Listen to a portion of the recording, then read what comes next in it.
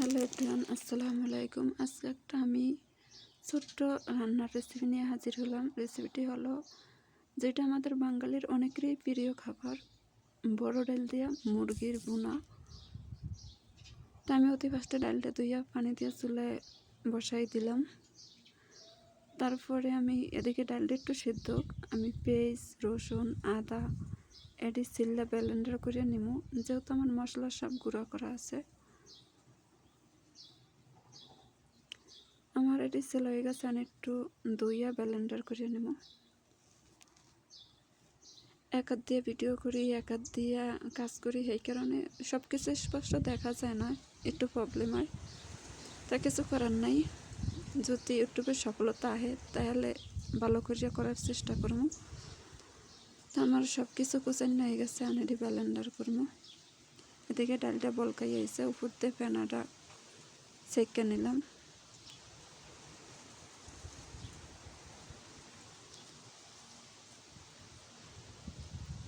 আর এদিকে পেঁয়াজের হুন্ডি ব্লেন্ডার করে নিলাম।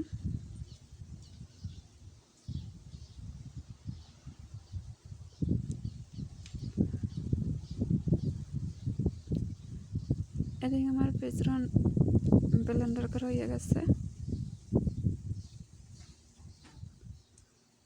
তারপরে এখন মুরগিটা কাটতে নেব ছোটো ছোটো করে। তাই এদের সাথে ছুরি দিয়ে কাজ করতে হয়, বডি নেই বাংলাদেশের মতন। আর এখন ছুরি দিয়ে কাজ করতে করতে অভ্যাস হয়ে গেছে।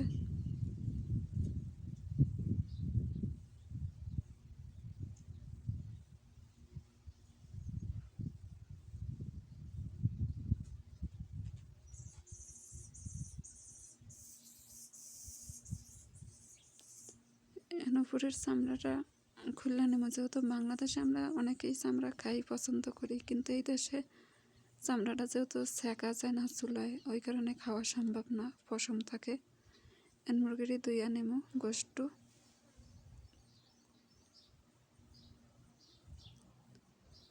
তা আমার গোস্ত প্রায় দেওয়া হয়ে গেছে।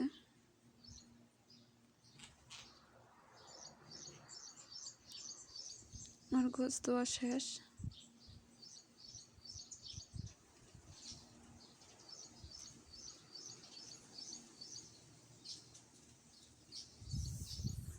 এনে হলুদের গুঁড়ো দিয়ে দিলাম।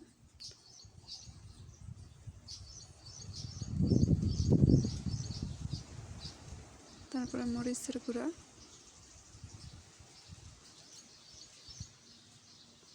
তারপরে লবণ। এনে একসাথে করে মিক্স করে নেব।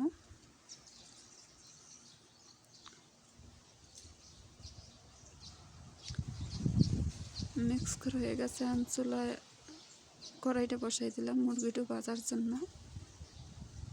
তেল দিয়ে দিলাম।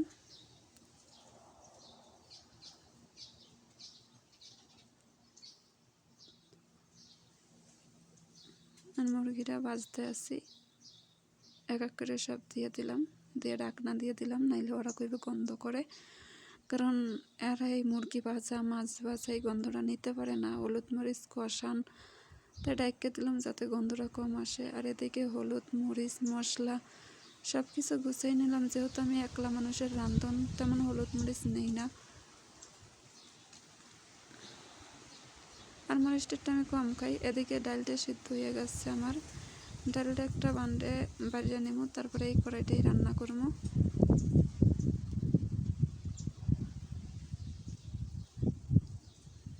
পাতিলটা বসাই দিলাম আবার চুলায়। আর এদিকে আমার গোস এক পিঠ হয়ে গেছে, উল্টাই দিম আর এক পিঠ, উল্টাই হয়ে গেছে। আর এদিকে আবার আমি তরকারিটা বসাই দেব। আদা রসুন পেঁয়াজ একসাথে করে ব্লেন্ডার করছি। আর এদিকে আমার মুরগিটাও দোনো পিঠ হয়ে গেছে, দেখতেই পাইতেছেন। আর এদিকে আমি পেঁয়াজ রসুনটা একটু তেলে ভাজতে আছি, পেঁয়াজ রসুন ভাজা হয়ে গেছে। তারপর একটু পানি দিয়ে দেবো, কারণ হলুদ মরিচ দিলে একটু গ্যাস আইব, ওরা সহ্য করতে পারবে না। পানি দিয়ে হলুদ মরিচটা দিয়ে দিলাম, এখন কষাই নেব।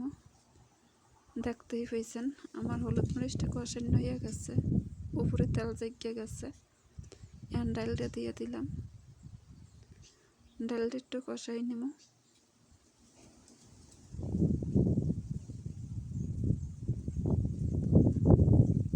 তারপরে ঝোল দিয়ে দিলাম, যেহেতু ডাল সিদ্ধ আছে বেশি কষাইলে আবার ক্ষয়ে যাইব।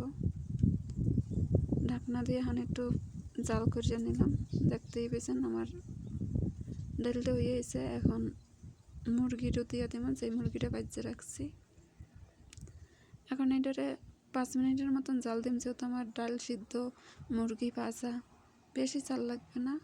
দেখতেই পেয়েছেন আমার ডালটা হয়ে গেছে। এখন একটু লবণ কম হয়েছে, সেই কারণে আর একটু লবণ দিয়ে দিয়েছি, আর জিরার গুঁড়ো দিয়ে দিলাম। আমার রান্না করা শেষ হয়ে গেছে। এখন আমি এটা ডাইকে রাখবো। তাই যদি আপনাদের ভালো লাগে থাকে বাসায় ট্রাই করে দেখতে পারেন। আর ভালো লাগলে লাইক কমেন্ট সাবস্ক্রাইব করে পাশে থাকবেন। ধন্যবাদ সবাইকে। খোদা হাফেজ।